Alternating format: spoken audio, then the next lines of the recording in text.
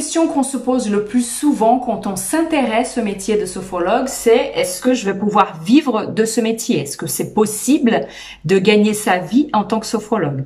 La réponse à cette question ne peut pas être un simple oui ou non parce qu'il y a plusieurs critères qui font que certaines personnes gagnent leur vie en tant que sophrologue et d'autres pas.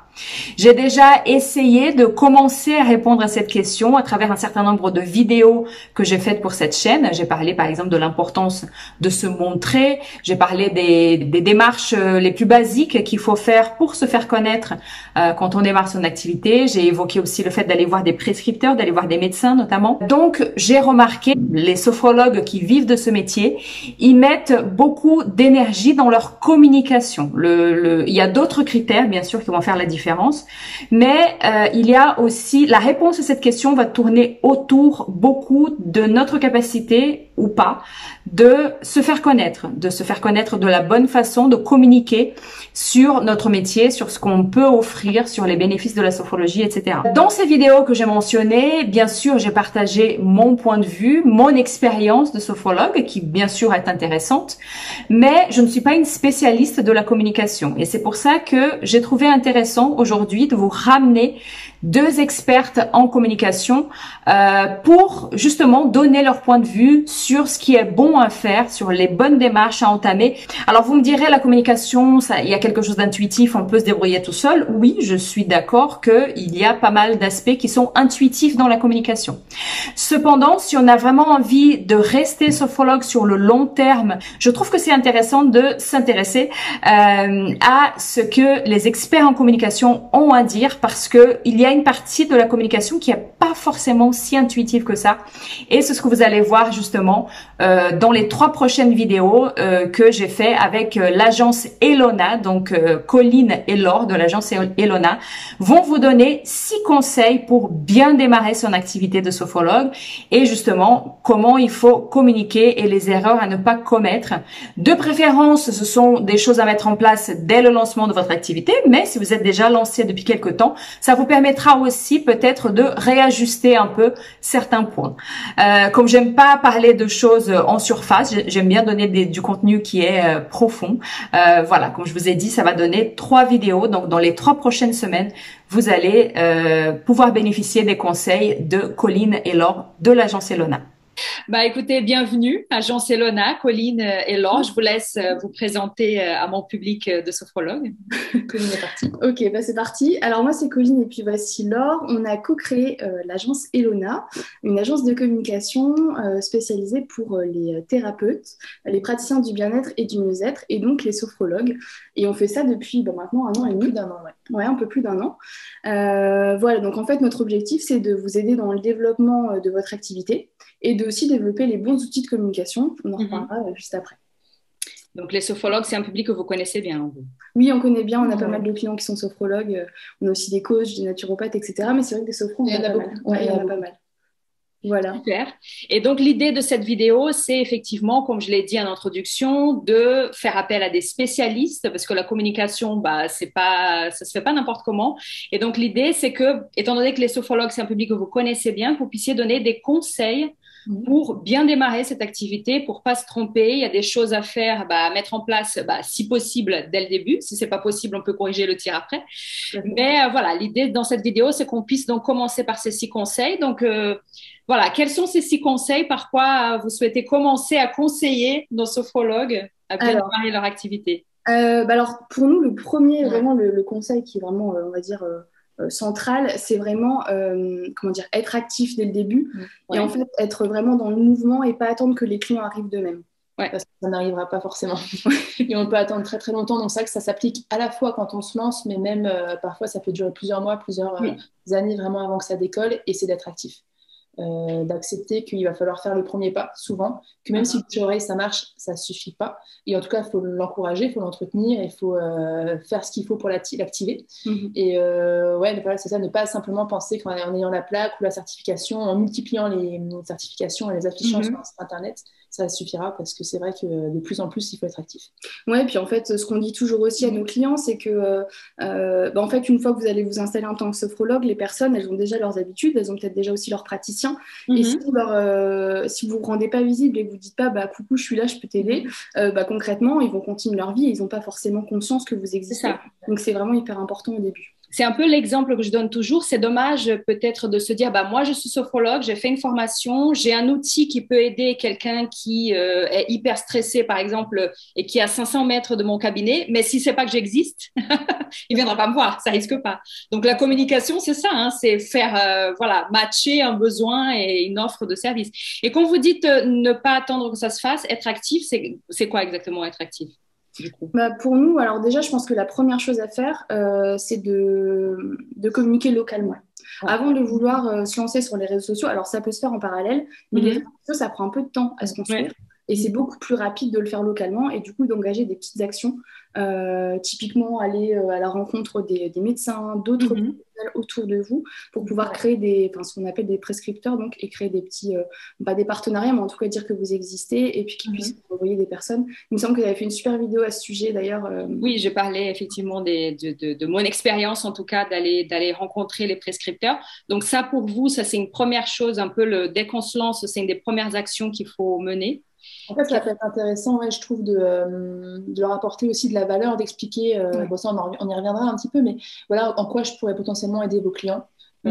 Qu'est-ce que je peux faire en complément que vous ne pouvez pas encore leur proposer aujourd'hui pour aussi qu'ils sachent pourquoi vous venez les voir, parce que de là, simplement dire coucou, j'existe, il faut qu'ils sachent qui est-ce qu'ils peuvent vous amener, pourquoi, comment vous allez pouvoir l'aider, parce que c'est aussi important pour eux d'emmener leurs clients vers les bonnes personnes. Donc, typiquement, ce qu'on dit pour justement inciter ces prescripteurs à vous amener des clients, c'est de créer des petits supports. Alors, ça peut être un petit flyer ou ce qu'on appelle une fiche, et ce qu'on conseille à nos clients, c'est de faire une petite fiche très concrète, en fait, que par exemple, un médecin généraliste va pouvoir donner une fiche avec des exercices par exemple, pour améliorer son sommeil, si vous êtes spécialisé sur ces problématiques-là. Et du coup, c'est des exercices et des conseils très concrets que ce médecin va faire. Voilà, j'ai un sophrologue qui est spécialisé sur ce sujet. Voici ce qu'il m'a mis à disposition. Si tu veux aller plus loin, tu peux le contacter. Donc, pas juste un flyer avec les coordonnées du sophrologue où la sophrologie a été créée, mais quelque chose d'un peu plus concret. Par exemple, un exercice de respiration pour mieux dormir. Et si la personne a envie d'en savoir plus, elle contactera le sophrologue. Oui, c'est une excellente idée. Ça donne en plus une première... il y a des gens qui ne connaissent pas la sophrologie, qui peuvent être un peu réticents au départ, et ça donne un aperçu et ensuite envie d'y connaître plus. C'est aussi simplement, par exemple, de faire des sessions découvertes. Donc d'en parler dans les boulangeries, dans les commerces autour de soi, et au début de se faire connaître un peu comme ça, soit de mini-séances, etc., pour montrer un peu aux gens, voilà, je suis là, donc qu'est-ce que je propose, en quoi ça peut vous aider. Pour le public ou pour les commerçants aussi, peut-être? Pour les deux.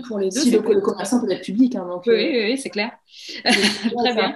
Et je trouve ça intéressant ce que tu disais, Laure, par rapport à, effectivement, ne pas juste dire au médecin, je suis là, mais expliquer aussi quels sont les médecins ou autres, mais qu'est-ce que la sophrologie peut apporter? Parce qu'on a l'impression que tout le monde connaît la sophrologie, que les médecins sauront ce que c'est. Non, pas forcément. Ils vont peut-être pas savoir bien l'expliquer à leurs clients non plus. Peut-être qu'ils en ont une. Exactement. Mais alors après, ils vont pas se dire, ce client-là, typiquement, ce patient-là, je vais pouvoir le rediriger vers un sophrologue. Et ils vont pas y penser tout seul. Il faut vraiment leur faciliter la tâche au maximum. Clairement. Elles sont des marques, parce que peut-être qu'ils ont déjà eu 5 sophrologues qui sont venus avant. Donc, ou peut-être pas. Moi, je me suis lancée. Voilà, moi, je me suis lancée, d'ailleurs je l'ai dit dans la vidéo, j'avais plusieurs sophrologues dans la ville où j'habite et plusieurs médecins m'ont dit « vous êtes la première à venir me voir ». Donc, vous voyez, la démarche commerciale, tout le monde ne la fait pas. Alors, quelles sont les autres actions que vous conseillez? Parce que vous avez dit il faut commencer par se développer localement et après on verra pour les réseaux sociaux. Quelles autres actions c'est intéressant de faire? Vous avez évoqué les commerçants. Ouais, après, il y a plusieurs actions, tout ce qui va être plutôt événementiel ou en tout cas même des flyers, des cartes de visite, c'est pas mort. On a beau croire qu'avec le digital, ça n'existe plus, mais ça marche encore. Tout ce qui est salon, tout ce qui est événement en fait, autour de chez vous, sur le sujet. Et quelque chose de très facile et de un peu sous-estimé, c'est d'avoir une fiche Google My Business. Alors même si vous n'avez pas de site internet, alors l'idéal c'est d'avoir un site parce que ça vous permet forcément de dire un petit peu plus qui vous êtes, qui vous etc. Mais si vous n'avez pas le budget au démarrage pour avoir un site, juste avoir une fiche Google My Business, vous pouvez vous présenter, mettre des petites photos si vous avez un cabinet, montrer qui vous êtes. En fait, on vous trouve beaucoup plus facilement sur Google. Donc ça, c'est vraiment le premier truc à faire aussi. Ouais, c'est les premiers qu'on conseille, la fiche Google My Business et le site internet, parce que même si on vous trouve, on entend parler de vous en extérieur, à un événement, on va peut-être retenir votre prénom, votre nom, après on va taper sur Google, et si on trouve rien, ou si on trouve quelque chose qui répond pas en fait aux questions, c'est peut-être des clients qui s'en vont, quoi.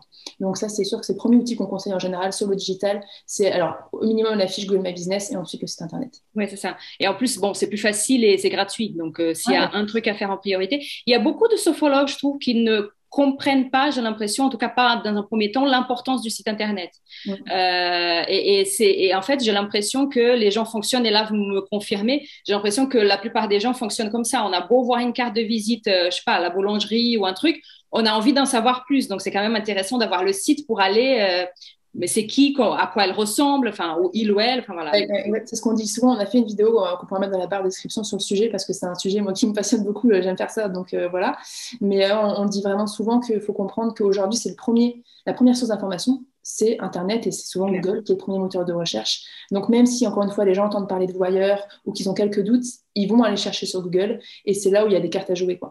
Et qui vous appartient, contrairement aux réseaux sociaux où on maîtrise pas forcément tous les périmètres, l'algorithme, ils peuvent décider de se couper d'un jour ou l'autre et on perd tout. Donc c'est vraiment aussi un support qui vous appartient totalement et qui vous permet vraiment de vous exprimer comme vous le souhaitez. Oui, ça c'est un point super important. C'est vrai que si Instagram décide de fermer ses portes demain, bon, ça m'étonnerait, mais ne sait-on jamais. Le site, il nous appartient, tout à fait. Exactement, c'est ça.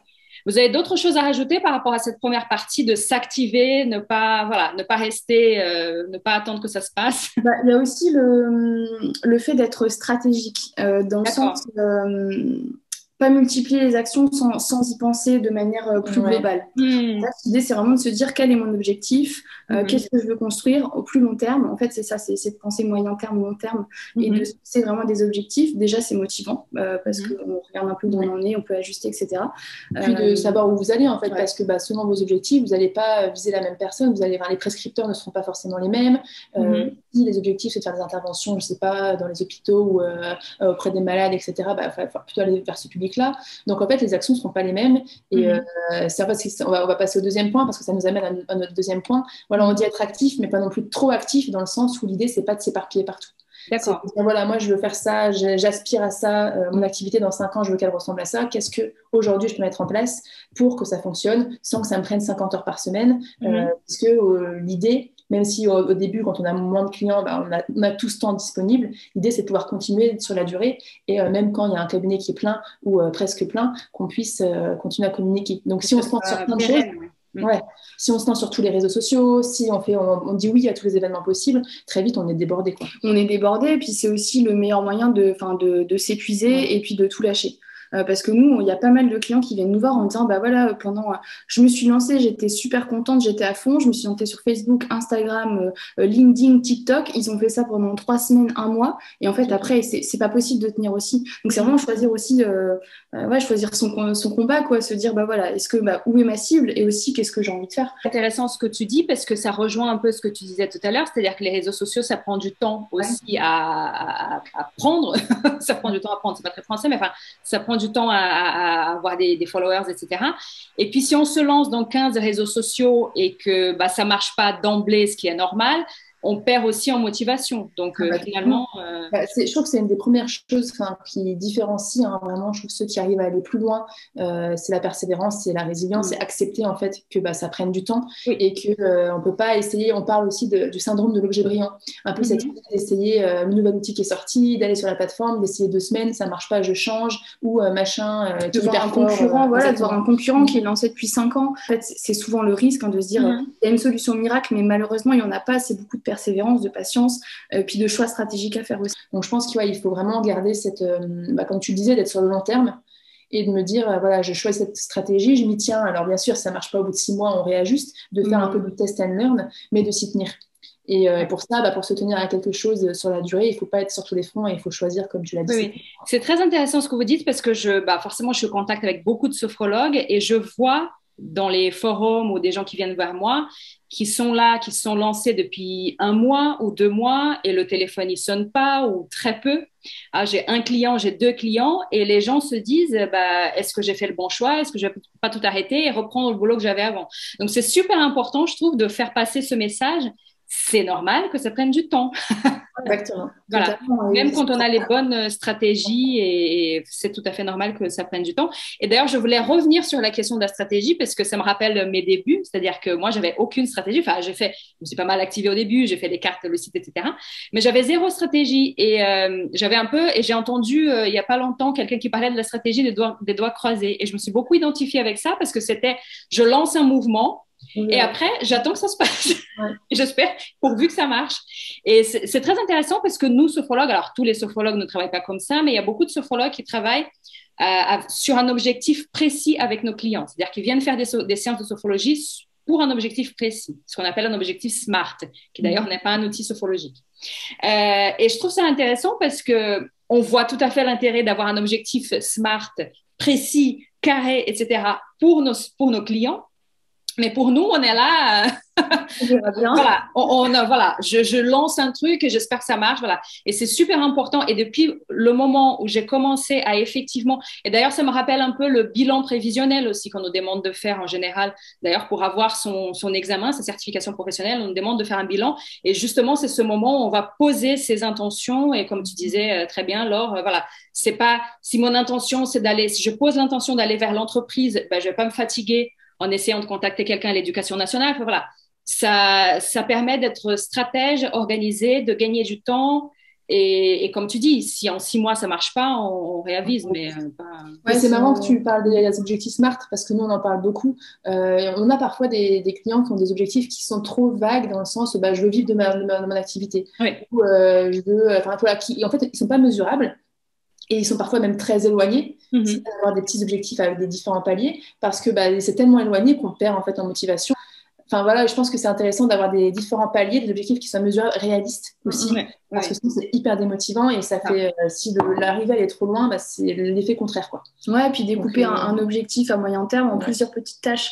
Ok, l'objectif c'est dans 6 mois, j'en sais rien, d'avoir 3 clients réguliers. Voilà. Et bah, alors qu'est-ce que je peux faire du coup, quelles actions je peux mettre en place, quel type de clients, etc. Et c'est après de découper. Et ça permet aussi de mieux s'organiser au niveau. Bah, l'orga, c'est aussi un point central. On en parle souvent aussi dans notre communication.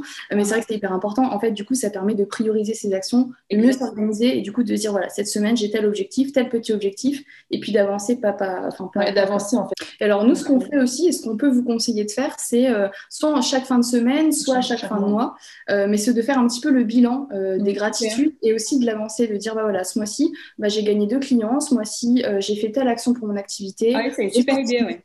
Alors, et en plus, parce qu'on ne se rend pas compte, quand nous, on fait le point, on se dit ah ouais, c'est pas mal, parce que sinon, on est dans notre quotidien. Et du coup, c'est hyper encourageant. Et ça permet d'ajuster. Ça permet d'ajuster. Bah, ça, je m'étais autant d'objectifs, je ne suis pas du tout. Peut-être que c'était pas la bonne. Je ne prends pas de la bonne façon. En fait, ça m'intéresse peut-être pas autant que ça. Enfin, ça permet de réajuster aussi, de savoir où on va, quoi. Toujours. Oui, on reste pas sur une impression générale, on reste sur des choses concrètes.